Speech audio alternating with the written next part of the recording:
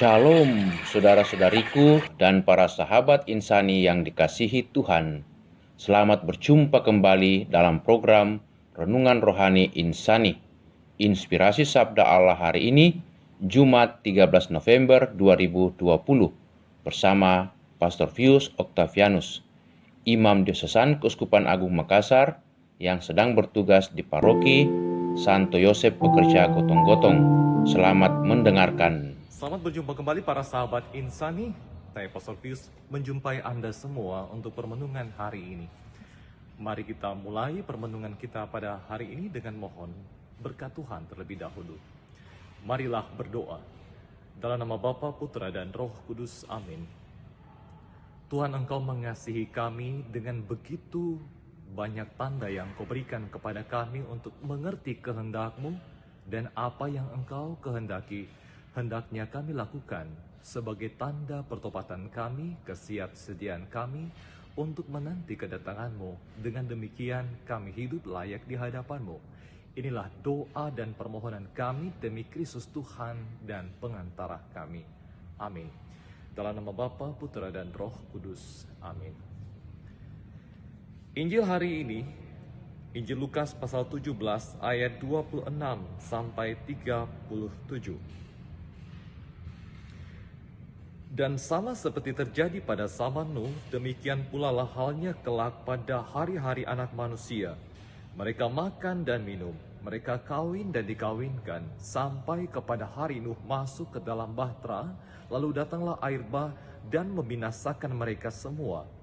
Demikian juga seperti yang terjadi di zaman Lot, mereka makan dan minum, mereka membeli dan menjual, mereka menanam dan membangun. Tetapi pada hari Lot pergi keluar dari Sodom, turunlah hujan api dan hujan belerang dari langit dan membinasakan mereka semua. Demikianlah halnya kelak pada hari di mana anak manusia menyatakan dirinya. Barang siapa pada hari itu sedang di peranginan di atas rumah dan barang-barangnya ada di dalam rumah, janganlah ia turun untuk mengambilnya. Dan demikian juga orang yang sedang di ladang, janganlah ia kembali. Ingatlah akan istri Lot. Barang siapa berusaha memelihara nyawanya, ia akan kehilangan nyawanya. Dan barang siapa kehilangan nyawanya, ia akan menyelamatkannya. Aku berkata kepadamu, pada malam itu ada dua orang di atas satu tempat tidur, yang seorang akan dibawa dan yang lain akan ditinggalkan. Ada dua orang perempuan bersama-sama menggilang, yang seorang akan dibawa dan yang lain akan ditinggalkan. Kalau ada dua orang di ladang, yang seorang akan dibawa dan yang lain akan ditinggalkan. Kata mereka kepada Yesus, "Di mana Tuhan?" Katanya kepada mereka, "Di mana ada mayat, di situ berkerumun burung nasar." Demikianlah Injil Tuhan. Terpujilah Kristus. Sahabat-sahabat terkasih, saya Pastor Bis menjumpai Anda untuk mengerti dan bagaimana mengulas kembali kisah Nabi Nuh. Dalam kisah Nabi Nuh ada satu gunung yang sangat terkenal yang disebut Gunung Ararat. Gunung Ararat dalam perjanjian lama ada 4 kali disebutkan dalam kitab Kejadian pasal 8 kisah Nuh. Kemudian 2 raja-raja, kemudian Nabi Yesaya juga menyebut tentang Gunung Ararat. Dan yang keempat adalah Nabi Yeremia berbicara tentang Gunung Ararat.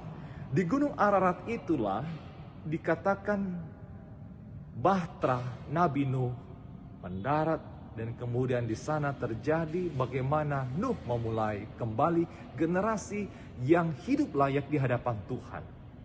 Ketika sama Nuh, Allah terus menerus mewartakan pertobatan agar manusia kembali ke jalan yang benar, dan melalui tanda-tanda yang begitu banyak Nabi Nuh kemudian memberikan pertobatan, mewartakan pertobatan, tetapi sama sekali tidak membawa perubahan.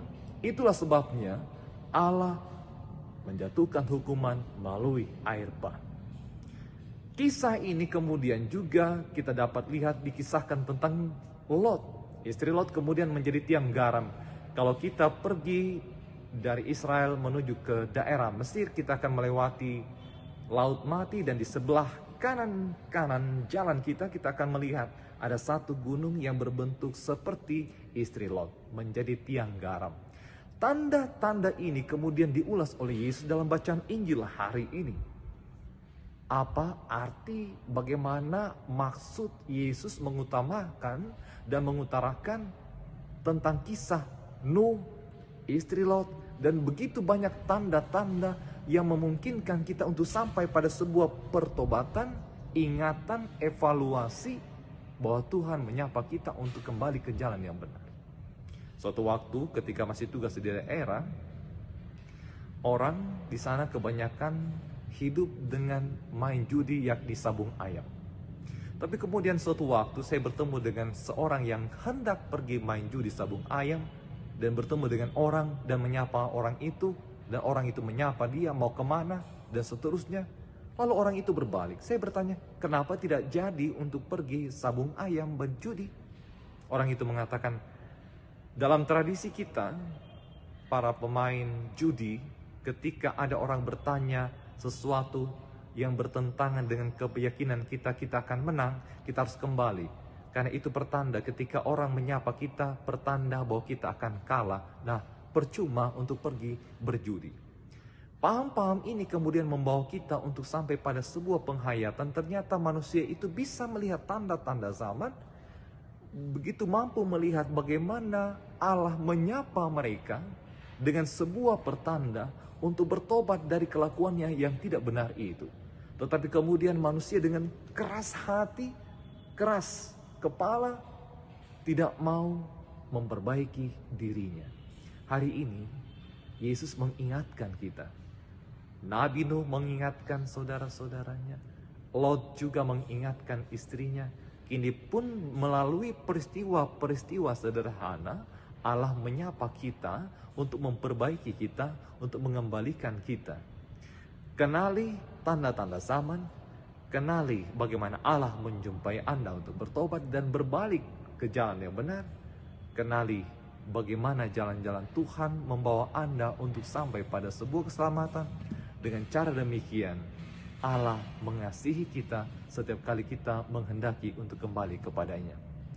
Inti pesan Injil hari ini sangat jelas.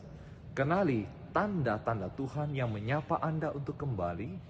Kenali bagaimana Allah menyapa Anda melalui peristiwa sederhana untuk kembali ke jalan yang benar.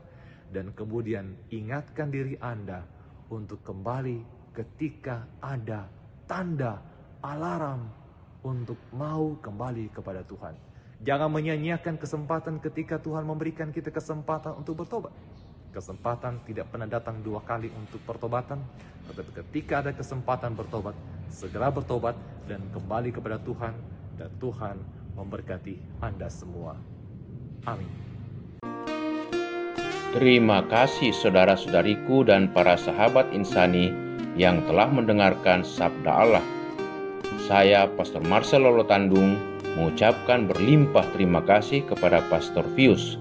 Semoga Pastor bersama dengan rekan-rekan imam, segenap umat di paroki, senantiasa diberkati Tuhan dalam setiap aktivitas dan pelayanannya. Amin.